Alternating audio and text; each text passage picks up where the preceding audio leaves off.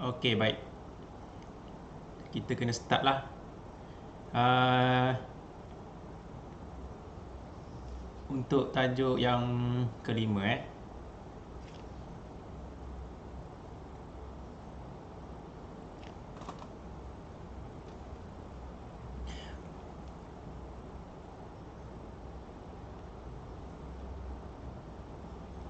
Okey, untuk tajuk yang kelima.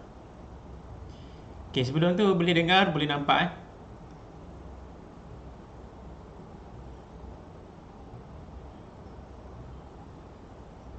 Okey, kalau boleh dengar, boleh nampak, nyatakan simbol apa-apalah.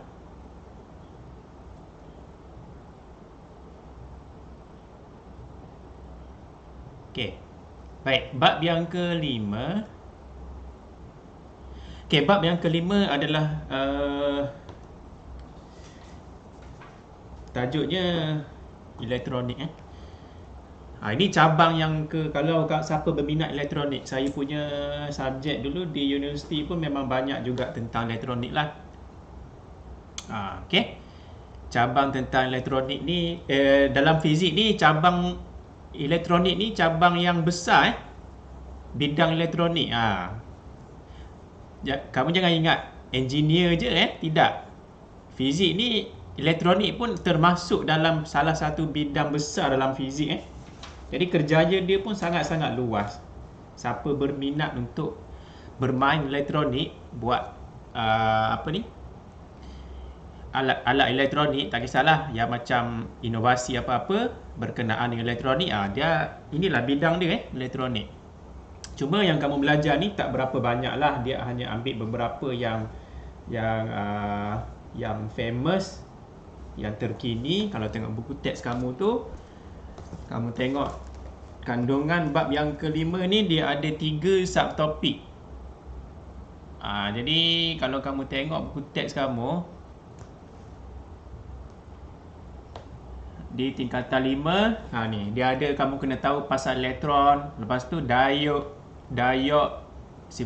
semiconductor dengan transistor. Ni aplikasi yang paling banyak dalam dunia elektronik lah, terutamanya zaman kini Okey, jadi untuk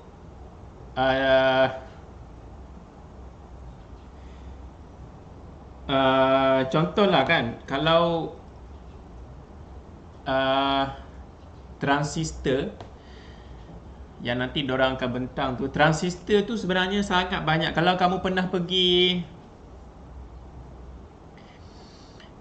tengok lampu-lampu automatik kan, lampu-lampu automatik, apa lagi, suis-suis yang berkaitan dengan automatik punya lah, biasanya dia akan melibatkan transistor. Jadi transistor banyak sangat fungsi dia. Kalau kita mahu bina satu sistem yang automatik, dia punya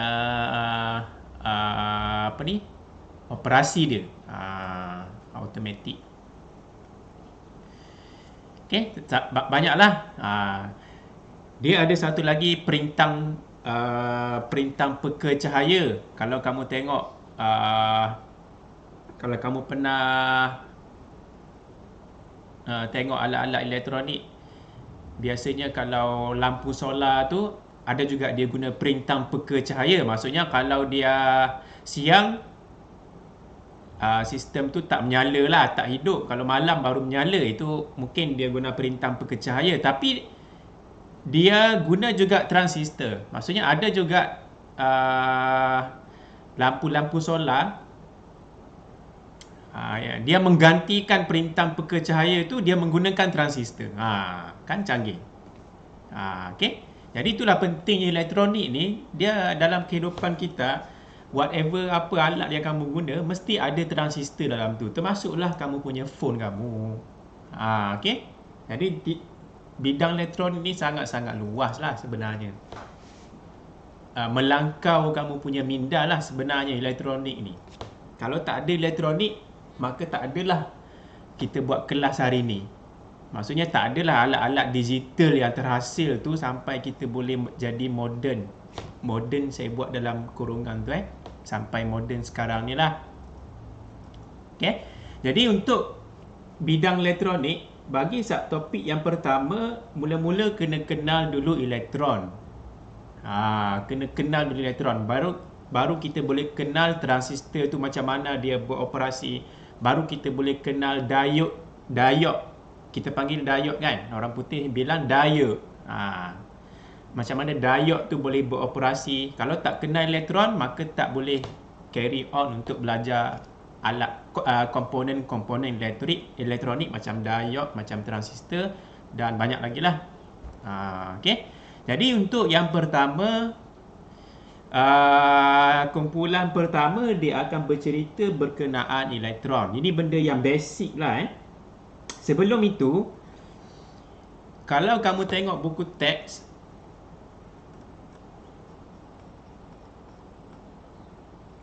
nanti bila diorang bentang, kalau kamu tengok buku teks kamu ada sebenarnya tingkatan 3 sebenarnya ada sudah disentuhlah sikit berkenaan dengan apa dipanggil lah, osiloskop, osiloskop tingkatan 3. Kamu ada belajar dulu. Cuma dia praktikal lah. Saya tak tahu sama ada kamu ada buat aktiviti di makmal. Dia ada mesin tu namanya osiloskop. Osiloskop. Benda tu lah yang melibatkan semua ni. Benda-benda nama tiup sinar katop, tiup vacuum ni. Dia datang daripada apa yang telah kamu diperkenalkan masa tingkatan 3. Osiloskop yang ada apa tu yang kalau kamu boleh bayangkan macam yang apa tu, yang bila orang meninggal tu dia ada bacaan gelombang tu. Macam tu lah. Dia punya alat tu. Dalam tu ada tiup vacuum ataupun tiup sinar katod yang kamu akan bentangkan nantilah hari ni. Jadi itu intro saya lah. Nanti kamu tanya pula kenapa perlu belajar yang ini. Sebenarnya semua yang kamu belajar ni dia sudah dipelajari secara intronya pada menengah rendah. Jadi jangan lupakan apa yang sudah kamu belajar dari tingkatan 1 sampai tingkatan 4. Kalau kamu lupa, maka susahlah kamu di tingkatan 5. Okey? Jadi untuk pertama, elektron. Elektron nanti kumpulan siapa tadi? Kumpulan Aisyah, siapa? Liana dengan Rina 3 orang kan akan bentangkan. Jadi saya sudah bersedia. Okey, kalau sudah bersedia, kita boleh teruskan dengan pembentangan kamulah. Okey? Jadi dipersilakan.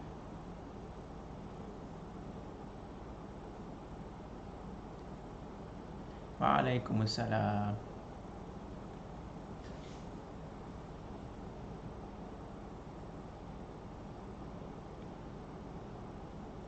Next. Okey.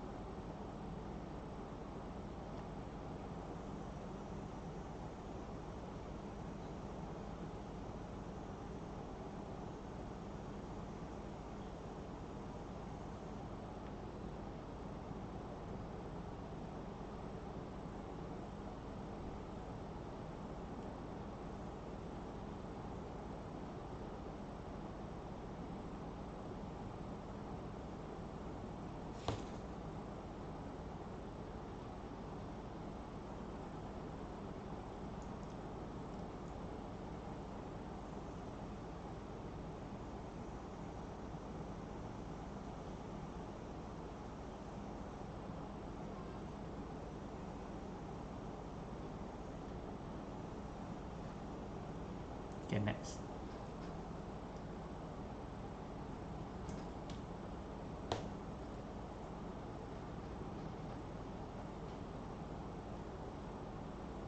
Macam lain. Sekejap.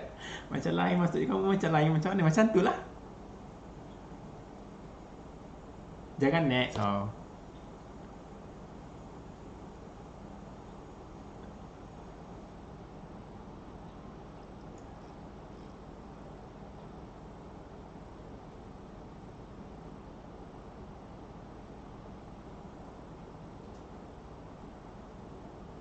Ha.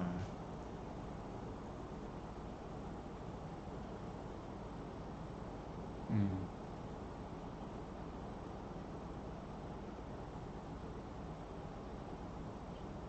Hmm.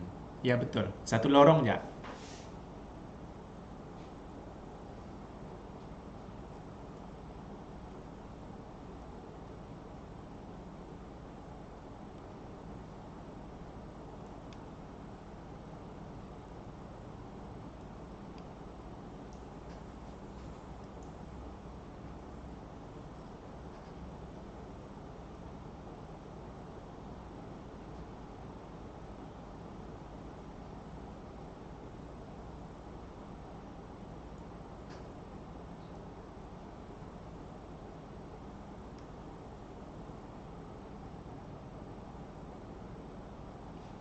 Hmm. Itu je. Okay.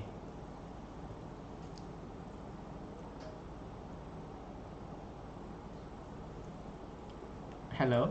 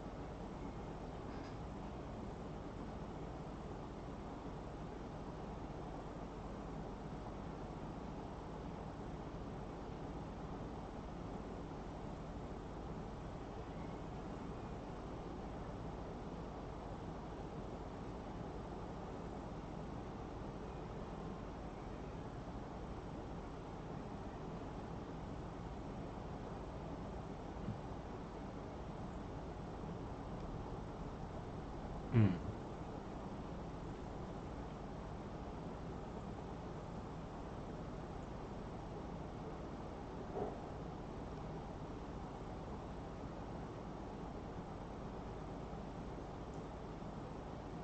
Hmm.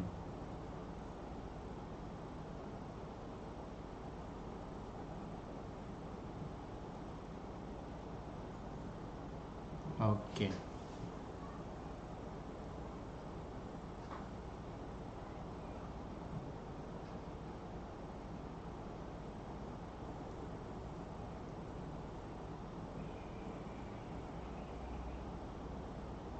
Hmm.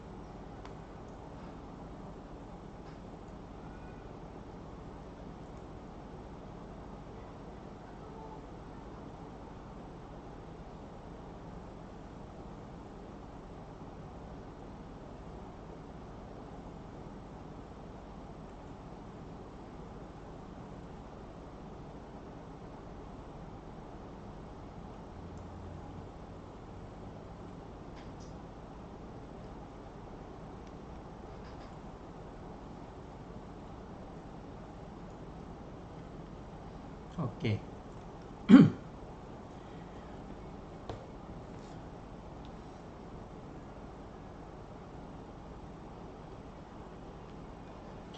Okey, jadi secara kesimpulan dia, secara kesimpulan dia sebenarnya ada beberapa aktiviti ni, tapi kita tak buka sekolah ni susah ni mau tengok aktiviti ni. Okey, sebab tu dalam buku teks tu dia ada video tu. Tu kita punya barang di makmal tu ada Kalau saya tengok di apa ni yang dalam buku teks punya video tu menarik tu. Itu bengkel antara guru mentor dengan guru. Maksudnya guru belajar berbengkel dengan pakar lah di sana tu. Ni kamu satu lagi. Ni ni, tapi saya tak play di sini sebab saya mau cepatkan. Tapi itulah maksudnya link tu kamu kena tengok sendiri video dia. Saya kena tunjuk ni. Kena tunjuk ke? 4, 3. Itulah. Kalau saya suruh kamu tengok sendiri, rasanya tak boleh percaya juga kan? Tapi saya tunjuklah kan? Mana yang saya skip, saya boleh skip lah. Tapi saya tunjuklah juga.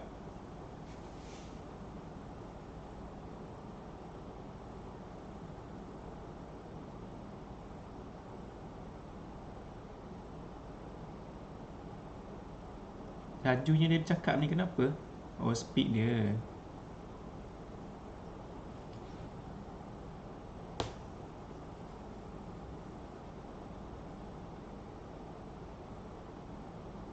Kamu boleh dengar? Boleh dengar ke suara dia? Dengar? Okey. Ke macam mana? Ke tak perlu tunjuk video ni? Sebab kamu kena tengok sendiri baru kamu faham ni.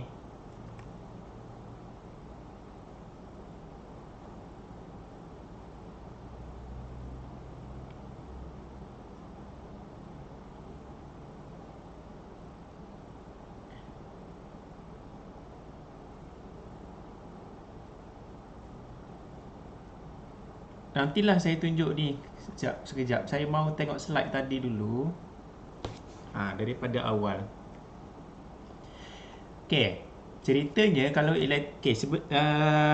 dalam 5.1 ni kena kenal sifat-sifat elektron. Tu je sebenarnya dia punya tujuan utama dia. Kenapa nama dia elektron ni? Tajuk subtopik dia nama elektron. Kamu kena kenal sifat-sifat elektron. Jadi untuk mengenal sifat-sifat elektron, sebab itulah ada kena guna tiup sinar katod tu. Tiup sinar katod ataupun tiup vacuum tu. Okey. Dan tiup itu dia susun secara dua cara yang berbeza. Yang pertama, tiup vacuum itu dia susunan dia panggil tiup pemesongan, tapi masih juga tiup vacuum lah. Cuma susunan dia tu ada dia lain sikit. Ini yang pertama, kita mahu mengkaji sifat elektron kalau dia ada diganggu oleh medan elektrik. Okey, ini namanya tiup pemesongan. Okey. Yang kedua tu tiup palang maltis. Tiup palang maltis. Ini dia mengkaji sifat elektron, apa yang berubah pada laluan elektron kalau kita dekatkan magnet. Yang tadi medan elektrik. Sekarang ini tiup palang maltis ni dia ubah susunan dia tengok dia mau menyiasat apa perubahan yang berlaku pada sekiranya ada medan magnet. Jadi dia susun itu ada satu palang maltis. Jadi sebab tu namanya tiup palang maltis. Nama yang hitam tu, palang tu namanya maltis, palang maltis.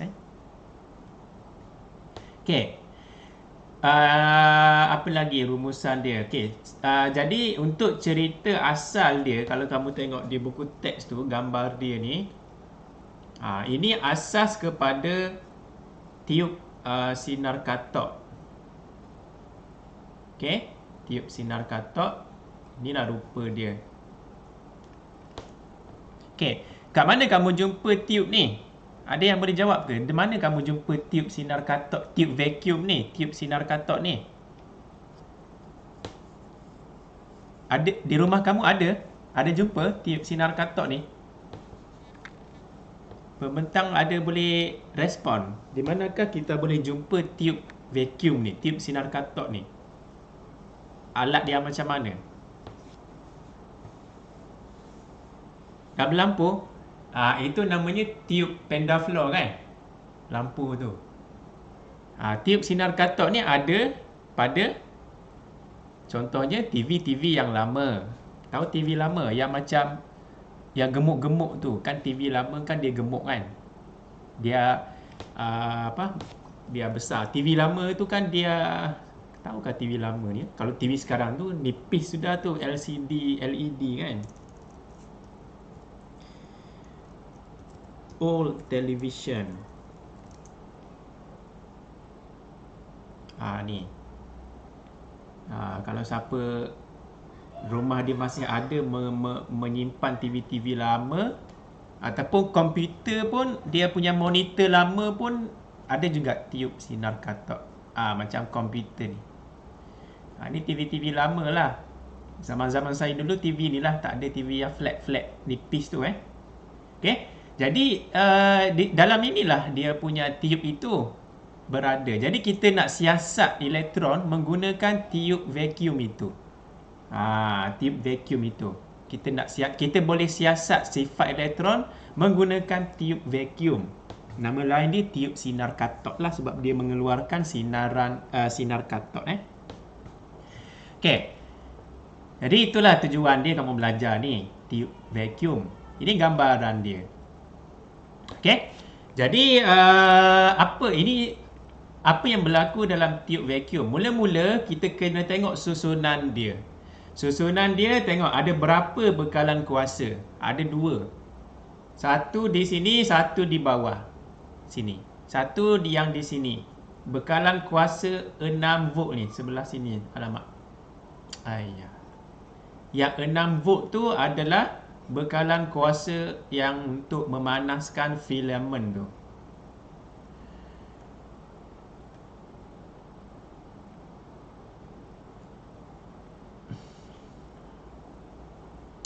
Panas ni, kalau panas dia slow ni. Ni. Bekalan kuasa 6 volt itu, kalau kamu tengok lukisan dia, dia sambung kepada filament. Ini filament tungsten ni. Ni dia sambung sini. Jadi dia untuk memanaskan filament ni. Belakang saya pula tak nampak pula Sini sikit. Ni. Wayar dia ni sambung dekat filament tungsten ni. Filament tu yang lampu mentol jenis lama tu, yang boleh menyala, terbakar tu, dia punya filament tu, itu tungsten lah tu. Okey. Jenis tungsten. Okey. Satu lagi bekalan kuasa adalah yang dipanggil VLT. Voltan lampau tinggi ni. Jadi dia sambung macam mana? Dia sambung kepada katot ni. Dia ada satu terminal yang di sini, piring tu ataupun tak kisahlah apa-apa, terminal elektrod ke apa, terminal di sini katot, dia sambung pada bekalan VLT tu. Okey.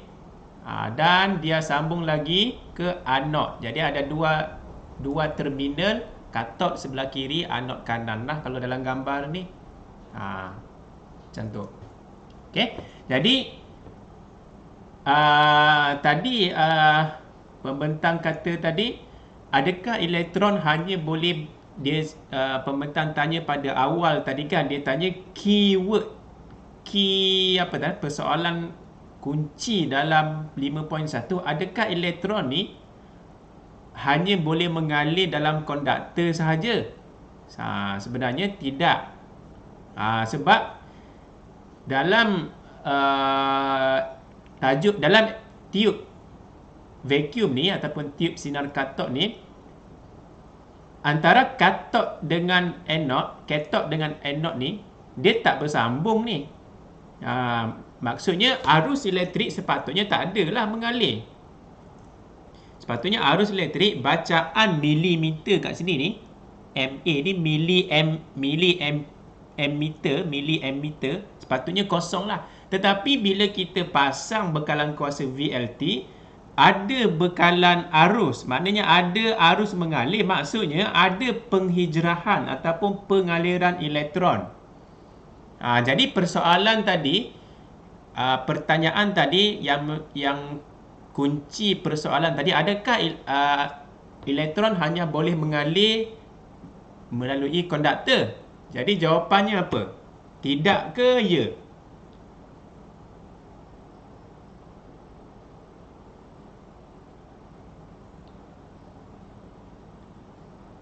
Padahal di sini ini bukan konduktor, yang dekat kuning tu ni, ini tak ada apa-apa ni, vacuum ni. Dia tak bersambung, ini bukan konduktor, tapi elektron masih boleh mengalir. Jadi jawapannya iyalah. Elektron masih boleh mengalir walaupun tak ada konduktor. Itulah jawapan dia kepada persoalan tadi. Jadi menjawablah soalan tadi tu, walaupun pembentang dia tidak jawab tadi soalan yang dia tanya, tapi saya jawablah di sini. Macam tu. Boleh faham ke ni? Jadi maksudnya di sini, kenapa boleh jadi macam tu? Sebab itulah aktiviti ini dibuat. Maksudnya, bila dibuat dalam makmal, ada bacaan arus. Dari mana datangnya arus? Sebab adanya penghijrahan ataupun pengaliran elektron daripada sini ke sini. Jadi kamu belajar sebelum ni, kalau ada elektron mengalir, maksudnya seolah-olah ada konduktor lah di situ. Maknanya dia jadi konduktor. Tapi malangnya di sini tak ada konduktor pun, dia kosong sahaja. Tapi masih ada arus mengalir sebab ada pengaliran elektron. Macam mana boleh jadi macam tu? Dia gunakan bekalan kuasa voltan lampau tinggi. Faham lah, lampau tinggi itu maksudnya memang lampau lah, melampau. Kalau voltan biasa-biasa je pakai bateri jam tak boleh. Okay? Kalau kamu letak bateri jam kat sini tak ada apa-apa pun, tak ada arus lah. Dia kena guna lampau tinggi punya voltan. Okay, habis cerita. Ini intro. Jadi bila dia punya proses dia macam mana itu, macam mana dia boleh berhijrah ataupun mengalir daripada sini ke sini, adalah step-step dia tu yang diterangkan di buku teks kamu tu. Yang merah-merah tu nombor 1, nombor 2, nombor 3 tu. Okay, di muka surat 175. Jadi kamu boleh baca situ. Yang penting saya rumuskan sajalah sebab ada benda lain yang kita mau bincang. Okay, mula-mula bekalan kuasa tadi dia panaskan filament. Bila panas filament tungsten tu, filament tungsten tu panas, jadi dia akan memanaskan katod ni. Sebab dekat je ni, sebenarnya dekat je ni, nampak macam jauh ni, tapi dekat. Bila ini panas, mengeluarkan cahaya, mengeluarkan cahaya, maka ini akan jadi panas lah sebab dekat je ni. Bila sini panas, ini kan konduktor.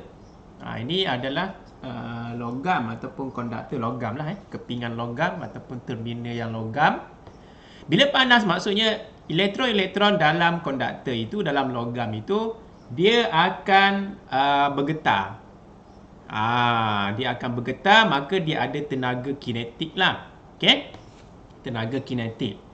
Jadi macam mana kita mahu supaya elektron terpisah daripada plat ini menuju ke sana, supaya ada bacaan arus elektrik tu. Cara dia, kita sambungkan katod tadi tu, kita ambil wayar, sambungkan pada bekalan kuasa yang kedua, namanya bekalan kuasa VLT ataupun voltan lampau tinggi.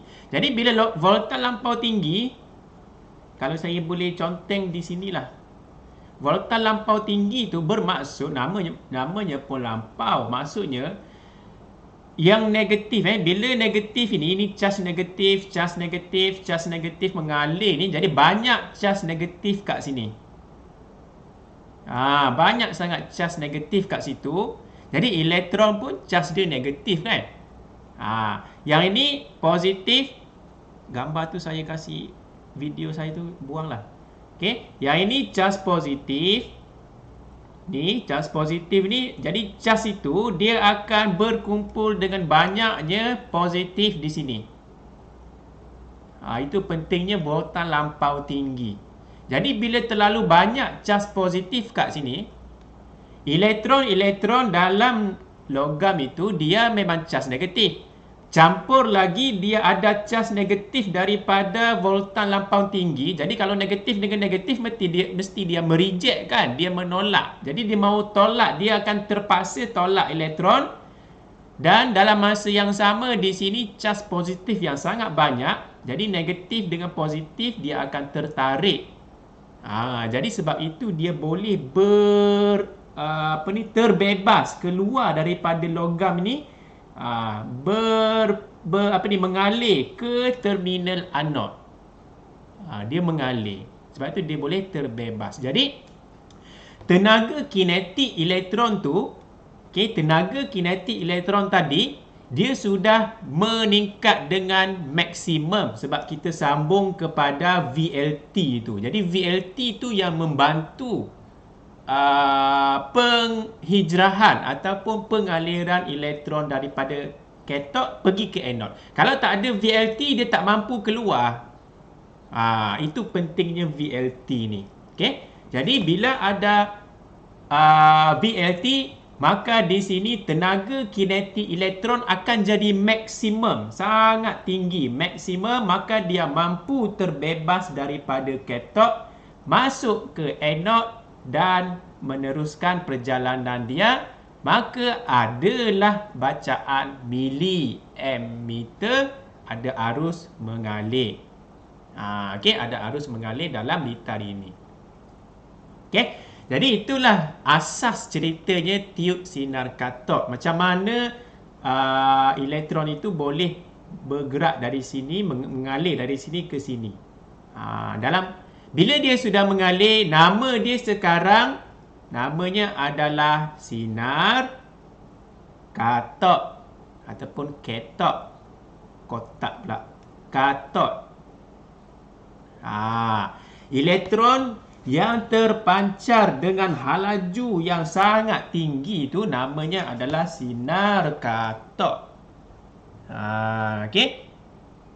Kalau tak ada, saya tanya kamu, kalau tak ada bekalan kuasa VLT ni, tak ada bekalan kuasa VLT tu,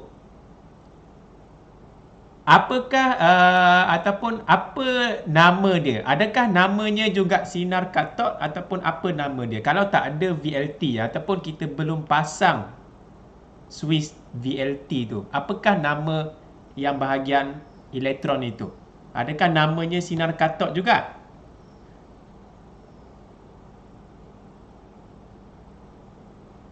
Namanya masih sinar katod kah ataupun apa nama dia? Ada kamu tahukah? Namanya pancaran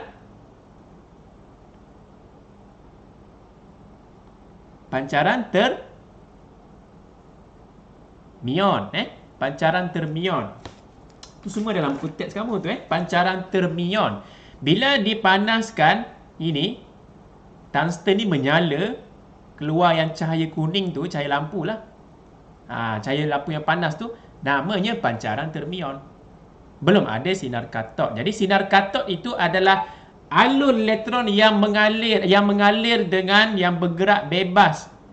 Terbebas dengan kelajuan yang sangat tinggi. Itu namanya sinar katod. Kalau lepas kita pasang bekalan kuasa VLT. Kalau tak ada VLT, belum ada, namanya pancaran termion. Itu kena bezakan antara pancaran termion dengan sinar katod. Itu kena bezakan lah. Di buku teks semua ada diterangkan. Kamu kena baca je. Kamu ambil pensel ke apa, buat catatan lah.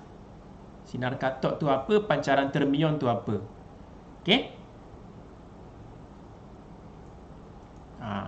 Boleh beza ni antara dua ni.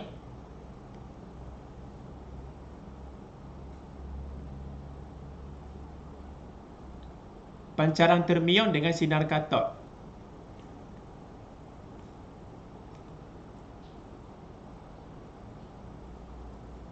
Ada respon?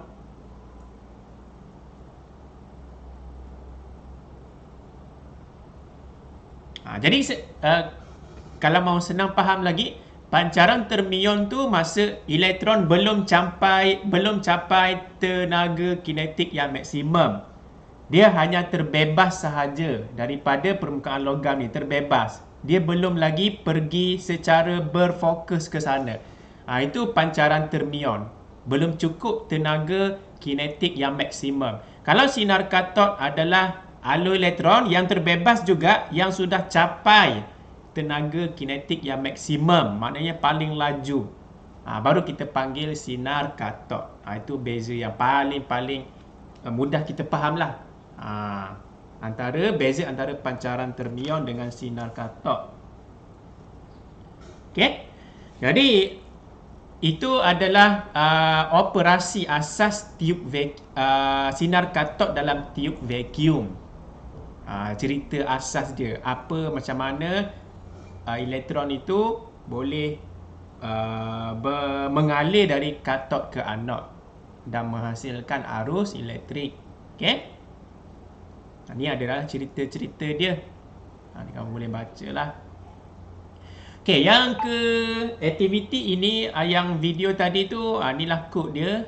Ni aktiviti tu. Okey, yang pertama dia ubah suai. Ini dia ubah suai tiub, apa tadi nama dia tu? Tiub sinar katod ataupun tiub vacuum yang asas ni. Dia ubah suai, dia tambah sikit. Dia tambah sikit untuk mengkaji sifat-sifat elektron. Jadi dia tambah apa? Kalau kamu perasan, dia tambah sebelah sini ni.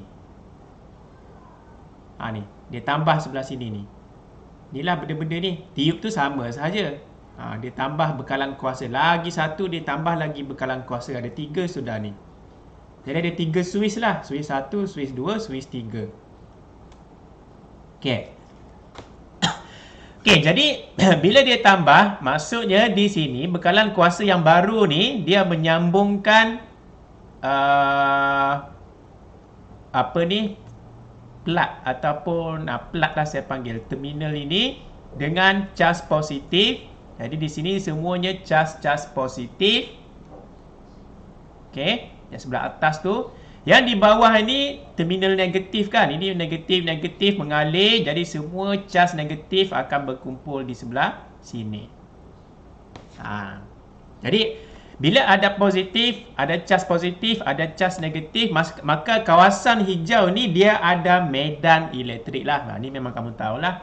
Sebelum ni kamu belajar, kalau ada cas positif, negatif, mesti ada medan elektrik di kawasan itulah. Okey. Jadi bila kita pasang S1, pasang S1, maksudnya filament tungsten ni menyala dan memanaskan katod. Bila katod panas, maka terkeluar pancaran termion. Pancaran termion, elektron lah. Tapi masih lagi kelajuan yang rendah. Jadi untuk menambahkan kelajuan elektron itu, untuk menambahkan dia, jadi kita kena pasang VLT, switch yang kedua. Ni. Pasang switch kedua, jadi dia membantu menambahkan, memaksimumkan elektron tadi tu dia punya tenaga kinetik. Maka elektron tadi tu terbebas dengan sangat laju, terbebas dengan sangat laju membentuk satu alur. Dan alur elektron itu dia akan terpesong ke atas. Kenapa?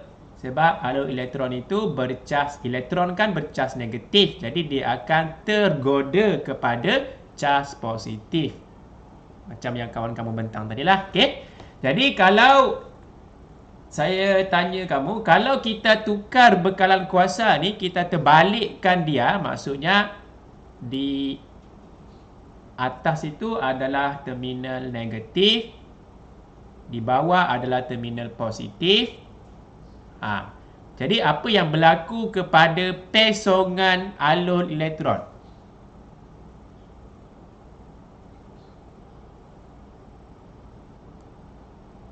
Adakah masih sama ke atas ataupun dia terpesong ke bawah?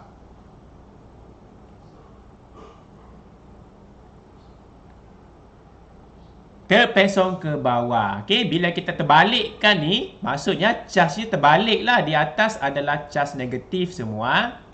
Di bawah adalah charge positif. Maksudnya elektron tadi tu dia akan terpesong ke bawah lah. Sebab elektron charge negatif, dia akan tergoda dengan charge positif. Okey? Jadi itu soalan-soalan yang biasa ditanya dalam SPM lah sebelum-sebelum ni. Okey. Apa lagi saya mahu tanya ni? Okey, kalau saya terbalikkan VLT yang ini, saya terbalikkan dia punya terminal ni. Yang ini saya terbalikkan. Apa yang berlaku? Yang ini saya kekalkan. Yang sebelah sini saya tak ubah. Ini saya kekalkan.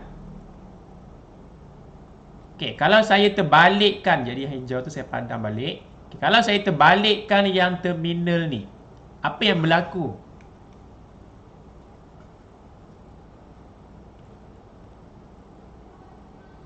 Itu soalan-soalan yang biasa ditanya tu. Kalau saya terbalikkan terminal ni, apa yang berlaku dalam proses ini? Ada yang boleh jawab? Kamu boleh tengoklah buku teks kan. Kalau mungkin di sini tak berapa nampak jelas lah. Kalau line kamu tak okey. Apa yang berlaku kalau saya terbalikkan terminal ini?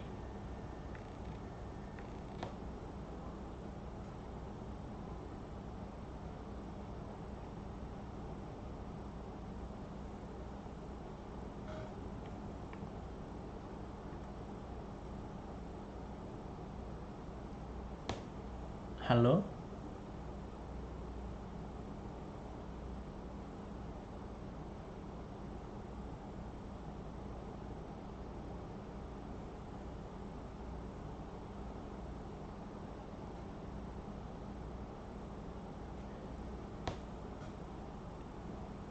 Tak dapat? Hello? Okey, kalau saya terbalikkan, lampu tidak menyala. Lampu tidak, maksud kamu yang filament tu tidak menyala lah. Yang sini ni. Filament ni ada kaitankah dengan ni? Cuba tengok gambar dia.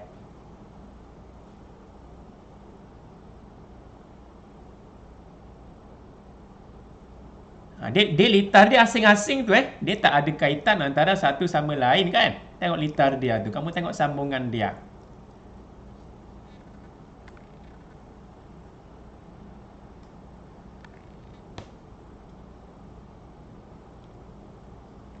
Yang ini saya tak ubah dia. Yang ini yang pertama sini ni, ini kekal kita pasang macam biasalah.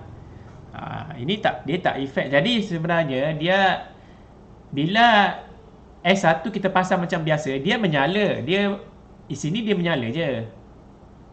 Dia tak. Litar kedua ni dia kamu tengok wayar dia mana ada kaitan dengan yang pertama ni. Jadi maksudnya tiada arus. Okey, tiada arus mengalir di mana? Di kawasan dalam ni lah. Okey. Kalau kita sambung miliammeter kat sini, tak ada arus mengalir. Itu betul lah jawapan dia. Okey. Bila kita terbalikkan, ini positif, ini negatif, bermaksud di sebelah katot ni, yang kamu panggil katot ni, semuanya charge positif kan? Sini, charge positif. Kalau saya boleh, tak boleh zoom lagi ni sebab dia akan jadi hanging tu. Kalau saya try zoom. Okey, boleh kot.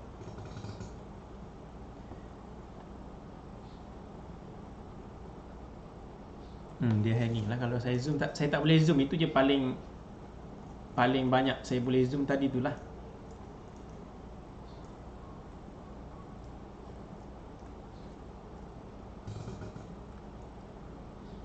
Ni. Okey, kalau dia positif di sini, maksudnya di sini semuanya charge positif. Di sini negatif, maksudnya semua sini charge negatif. Okey, jadi bila sini positif, sini negatif, elektron pada katot tu, pada logam tu, dia charge negatif kan. Jadi mana mungkin dia boleh keluar untuk bagi alur elektron ke sini. Maksudnya, elektron yang dari logam tadi tu mustahil dia boleh terbebas sebab dia tertarik dengan charge positif yang banyak sebelah sini. Jadi elektron tu charge negatif. Di sini plug dia sudah jadi positif sebab kamu terbalikkan dia punya terminal tu. Jadi tak ada pun alur elektron yang terhasil. Tak ada, langsung tak ada. Sebab apa? Tak boleh, elektron tak boleh mengalir pun daripada kathod ke anode ni. Tak boleh. Dia dihalang sebab kamu terbalikkan dia punya terminal dia. Okay? Jadi tak ada arus mengalir, tak ada alur elektron sinar kathod yang terhasil. Itu jawapan dia. Jadi kesimpulannya tak ada apa-apa lah. Tak ada apa-apa yang dilihat di sini. Gitu.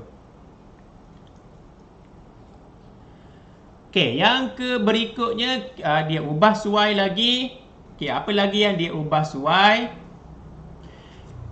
Okey, dia letak satu, dia letak, kalau kamu tengok, dia letak satu palang maltis dengan dia letak ada screen pendaflor. Screen pendaflor di sini bahan berpendaflor lah, maksudnya bila kena satu elektron yang dengan halaju tinggi yang langgar dia, yang hentam dia, dia akan berubah warna. Dalam kes ni berubah warna hijau lah. Nanti kita tengok video dia. Okey. Jadi di sini ada satu palang maltis.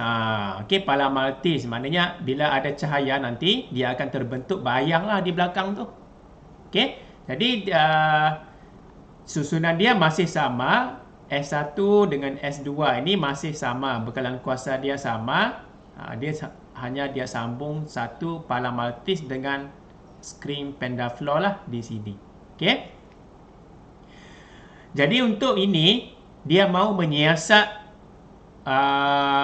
apabila kita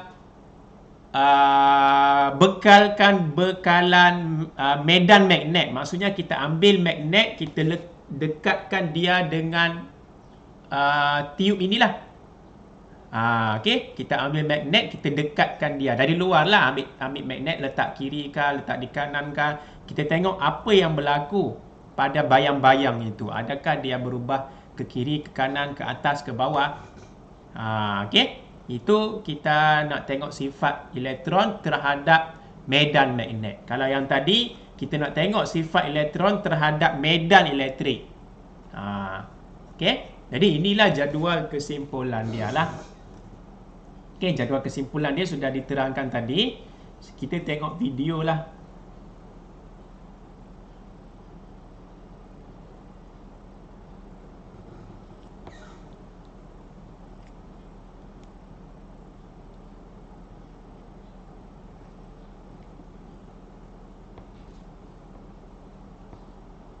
Ini medan elektrik tiub pemesongan untuk menyiasat sifat elektron medan elektrik. Kalau ada medan elektrik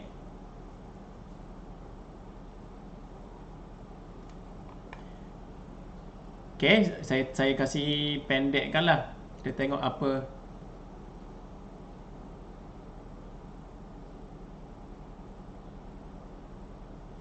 Okey. Ini hasil dia. Inilah dipanggil alur elektron. Ni medan magnet sudah.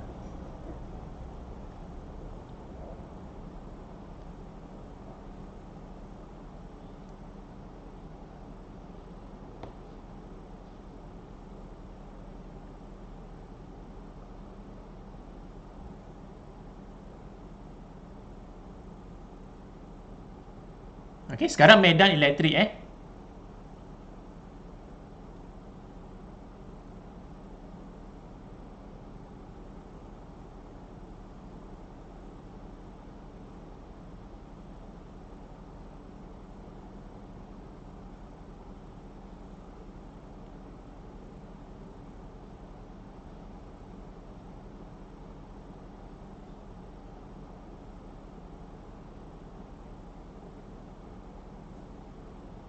Kasih terbalik lah atas dengan bawah tu terbalikkan dia.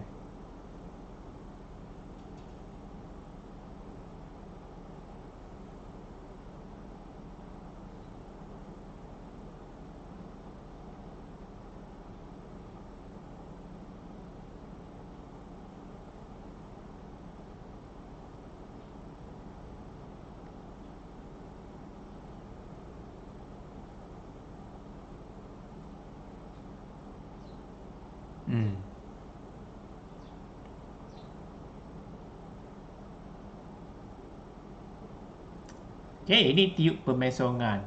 Kalau tiup palang Maltese,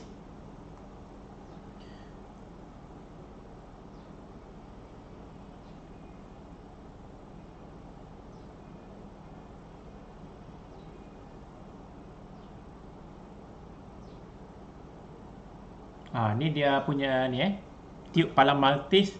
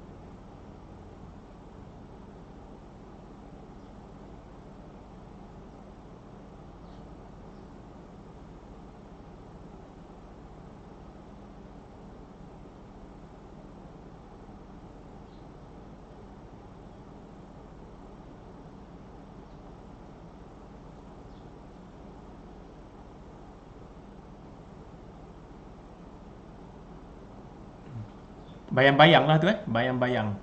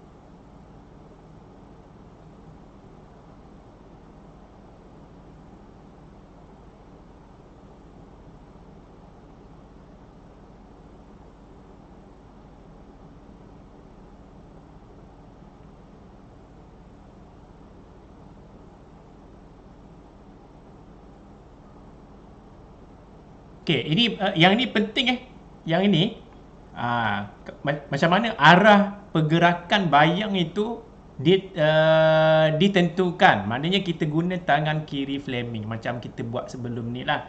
Okey? Maksudnya kalau dalam ini dia guna magnet utara ni utara. Jadi kalau kita tengok balik jari dia tadi tu, ni utara.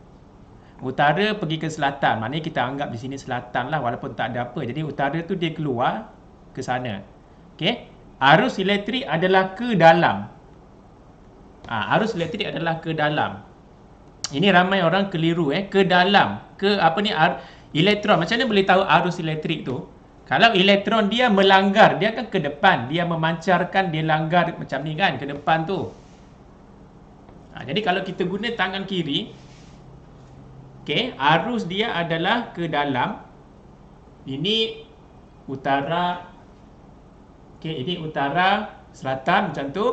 Arus dia itu adalah jari yang tengah tu kan. Jari yang tengah tu macam ni saya buat macam ni. Ini utara ke selatan, ini medan magnet tangan kiri. Okey, arus dia ke dalam. Sebab apa ke dalam bukan keluar? Sebab arus elektrik adalah arahnya bertentangan dengan elektron. Jadi kalau elektron mengalir keluar macam tu, maksudnya arus elektrik ke dalam. Okey, arus elektrik ke dalam. Bertentangan arah. Jadi di sini gambaran dia macam inilah yang dia buat. Ini arus elektrik ke dalam, medan magnet daripada utara ke selatan dan arah bayang-bayang mesti bergerak ke bawah. Macam tu. Okey. Jadi apa-apa pun kamu tengok video ni lah senang sikit. Kalau guna phone kamu boleh senang nampak kalau kamu tengok sendiri video ni lah. Okey, tangan kiri Fleming bukan tangan kanan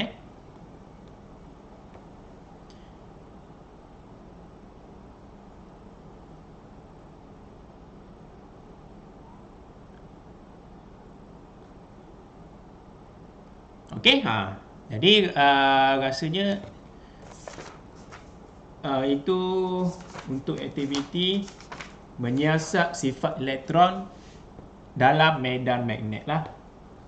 Dan last sekali tadi tu prinsip keabadian tenaga, tenaga keupayaan elektrik berubah menjadi tenaga kinetik. Itu dalam contoh soalan yang dibentangkan tadilah.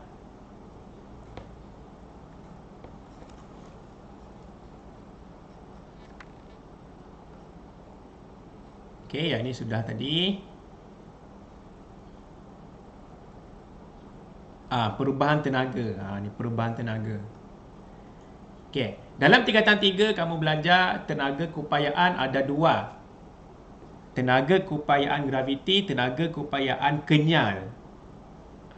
Dalam tingkat fizik ni ada satu lagi tenaga keupayaan elektrik yang disebabkan oleh elektron tadilah. Okey, pergerakan elektron tu tenaga keupayaan elektrik. Jadi ada lagi tenaga keupayaan yang lain lah di tingkatan 5 ni. Okey. Jadi rumus dia adalah bilangan cas elektron, cas satu elektron darab dengan V voltan yang diberikanlah antara kathod dengan anode tu. Jadi itu adalah rumus bagi tenaga keupayaan elektrik. Okey. Tenaga keupayaan elektrik tadi tu, elektron tu mempunyai tenaga keupayaan elektrik tadi tu. Okey, dia akan menukarkan ataupun bertukar kepada tenaga kinetik lah. Maka elektron itu boleh terbebaskan tadi. Dia boleh bergerak lah. Maka ada tenaga kinetik. Jadi tenaga keupayaan elektrik yang dibekalkan oleh beza keupayaan ataupun bekalan kuasa VLT tadi tu berubah menjadi tenaga kinetik lah. Jadi ini dia punya persamaan dia. Okey, persamaan dia. Maka contoh soalan tadi tu aplikasi dia lah rumus itu kita mau pakai macam mana. Yang ni saya rasa tak susah lah ini. Yang ni straightforward lah, kita menggunakan rumus tenaga keupayaan elektrik dengan rumus yang prinsip keabadian tenaga itu sahaja. Dia tak complicated sangat.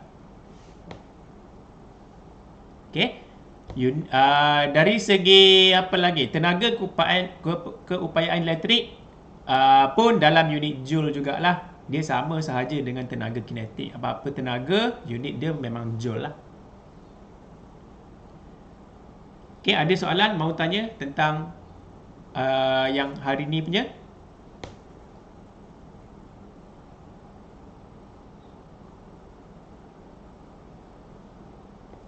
Yang masih bengung-bengungkan mana? Yang mana satu yang kamu rasa perlu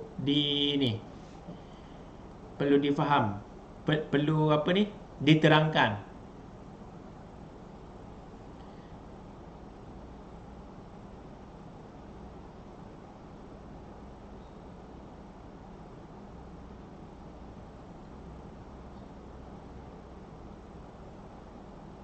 Ada? Tidak ada?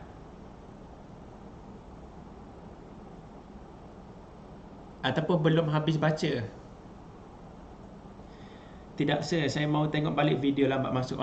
Kalau belum tengok tu memang susah sikit lah. Okay, kita kena tengok dulu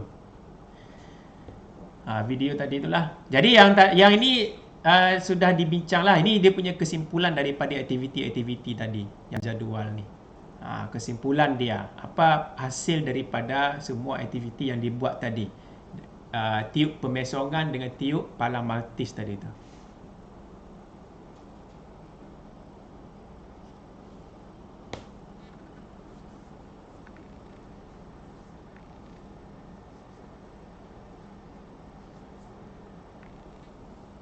Okey, tak ada soalan mau tanya.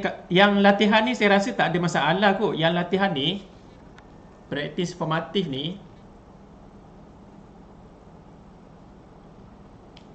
besarnya. Kalau kamu faham proses dia tu,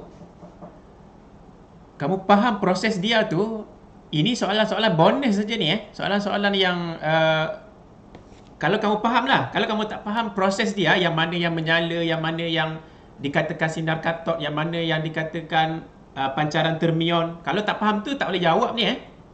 Jadi yang penting operasi dia, yang tiup vacuum tadi, yang awal tadi cerita tu, kamu boleh faham itu, maka kamu boleh jawab soalan ni. Soalan dia hanya konsep je, yang nombor 1 sampai nombor 3 ni. Nombor 1, nombor 2, nombor 3 ni konsep saja ni. Nombor 4 ni hanya kita mengira menggunakan rumus tadilah yang dia bincang tadi di atas ni. Yang ni mengguna rumus ni saya rasa tak ada masalah. Dia tak payah fikir, guna je rumus tu. Yang penting konsep dia ni. Kalau kamu boleh faham konsep dia, boleh jawab soalan ni. Sebab ni soalan-soalan bonus lah. Soalan konsep contohnya soalan 2B. Ni kamu tengok soalan 2B. Soalan 2B tu dia tanya, mengapakah tiup sinar katod tu perlu dalam keadaan vacuum? Kenapa tak boleh ada udara, mesti vacuum? Kalau ada udara kan ada oksigen. Bukan lagi baikkah kalau ada udara kan? Jadi kenapa perlu vacuum? Ni siapa boleh jawab?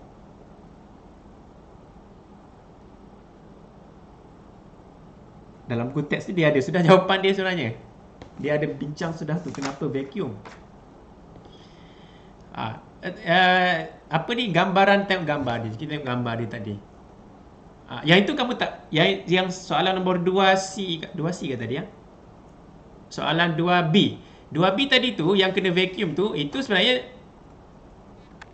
tak payah logik je tak payah apa kamu tak belajar pun boleh jawab tu sebenarnya. Kenapa tiup ni dalam ni ni tiup ni mesti vacuum, tak ada udara dalam ni.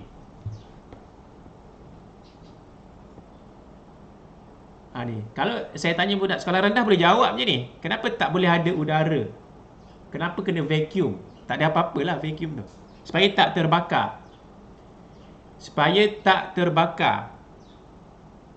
Rasanya sistem tu pun boleh kata selamat sudahlah, supaya tak terbakar. Tengok apa tujuan dia. Kita sekarang ni kita mau hasilkan apa sebenarnya? Kita mau hasilkan elektron itu mengalir kan? Betul. Kita mau supaya elektron itu ada kesan dia, ada hasil dia. Jadi kalau kawasan sini dia tidak vacuum, ada udara, apa dia punya kelemahan pada perjalanan elektron tu?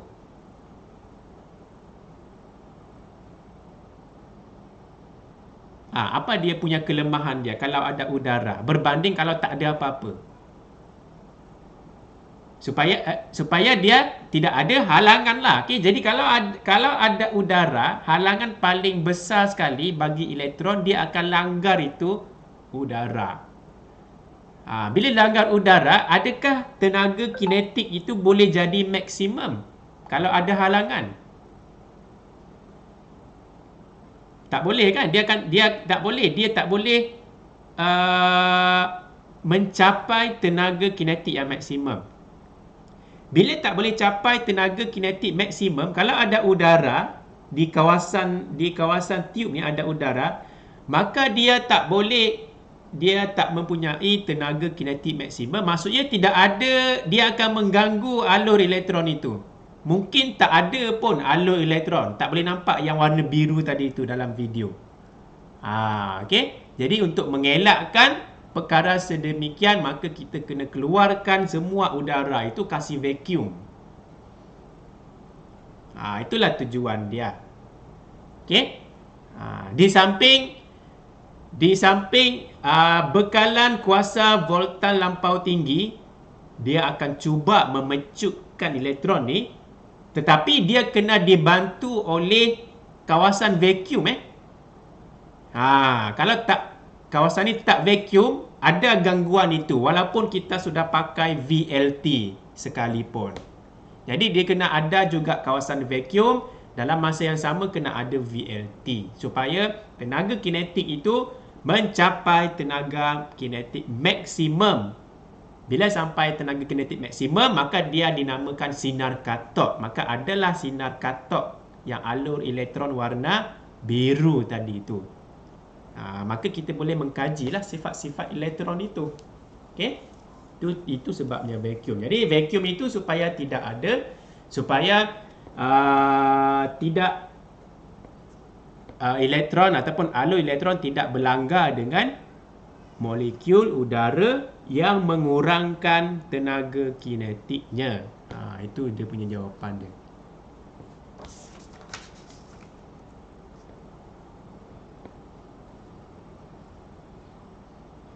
Okey, jadi apa-apa pun kamu kena bacalah dulu ni, semua ni. Okey. Yang video tadi tu dia tak menerangkan sangat, dia hanya menunjukkan demonstrasi. Dia tak menerangkan konsep dia. Adalah diterang sikit-sikit lah. Tapi mostly dia menerangkan macam mana susunan radas dan kesimpulan daripada aktiviti tadi tu. Okey. Ada yang kamu tak faham yang 5.1 ni. Di part-part yang kamu tak faham ni.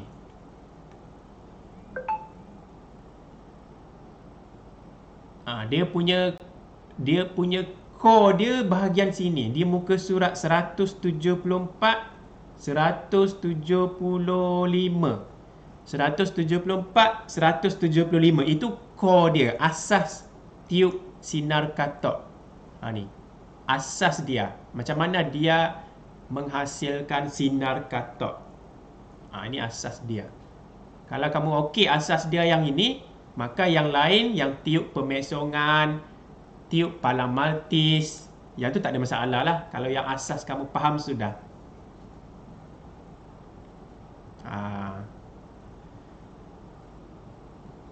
Okey, ada mau di ni.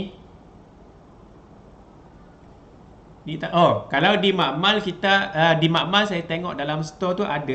Ini eksperimen, bukan eksperimen, dia hanya aktiviti. Memang tak pernah buat lah. Alat itu tak okey. Sebab itulah yang kita kata tadi tu, tiup vacuum ini mesti vacuum. Kalau alat ini tak okey, maksudnya mungkin tiup itu sudah kena masuk udara lah, macam tu. Okey, jadi alat yang di makmal kita tu dia tak okey. Mungkin ada masalah lain lah, berkarat dan sebagainya lah. Jadi memang tak buat lah benda ni. Sebab tu kita tengok video sajalah. Okay, lagipun dia agak bahaya lah. Kamu tengok tadi tu, dia ada rasa current, bocor, kebocoran arus.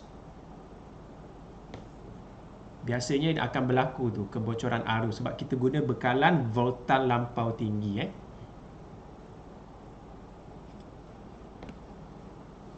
Okey, ada mau ditanya tentang ni, yang mana yang tidak tidak dapat ditangkap. Kalau pembentang dia sudah baca ni daripada awal hingga akhir. Pembentang ada mau tanya ke? Mungkin ada yang kekeliruan, tak faham mana-mana ke?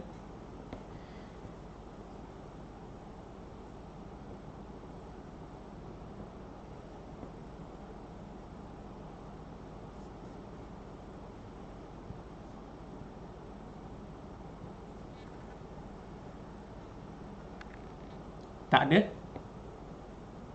Okey, kalau tak ada, saya cuba belek dulu ada yang tertinggal ke. Dia ada latihan ni. Latihan cuba jawab. Okey. Untuk yang ni saya tak, ini tak payah. Hari ni tak payah buat lah. Yang ini sebenarnya saya tak mahu fokus sangat ni.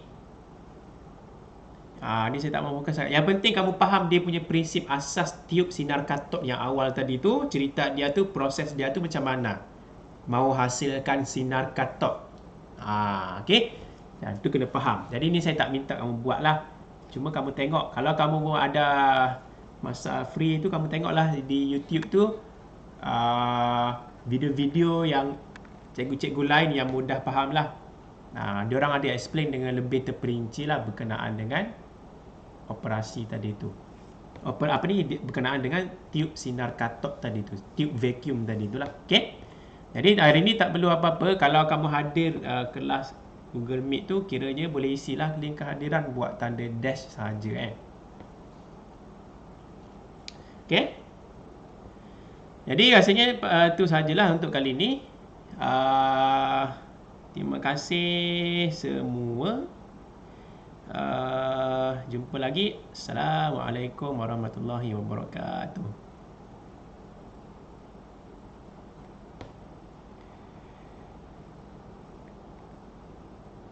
Okay, sama-sama. Welcome.